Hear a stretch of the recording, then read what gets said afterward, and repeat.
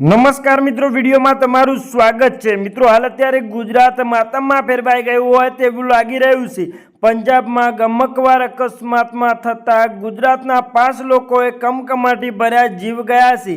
જ્યાં મિત્રો આજે સવારે બેટિકા ગુવાહાટી ગામે નજીક ફોર્ચ્યુનર કાર ડિવાઈડર સાથે અથડાતા પલટી મારી ગઈ હતી, જેમાં આખી કાર પડીકું વળી ગઈ હતી અને કારની અંદર બેઠેલા 5 ગુજરાતી લોકોના જીવ ગયા છે। મળતી માહિતી મુજબ આ કાર બઢિયાથી ડબવાલી તરફ જઈ રહી હતી। તેમાં ગુજરાત પોલીસ મહિલા કર્મચારી અમિતા, તેના 4 મિત્રો અંકુશ, ભરત અને ચેતન સતીશ સાથે ગુજરાત આવી રહી હતી। મિત્રો, આ શિમલા ફરીને પાછા આવતા હતા અને ત્યારે મિત્રો આ ભયંકર અકસ્માત સર્જાયો હતો।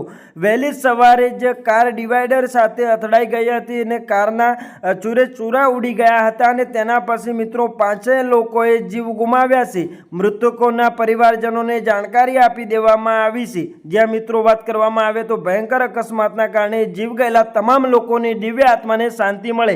તમે પણ ઓમ શાંતિ લખવાનું ન ભૂલતા। જય હિન્દ, જય ભારત।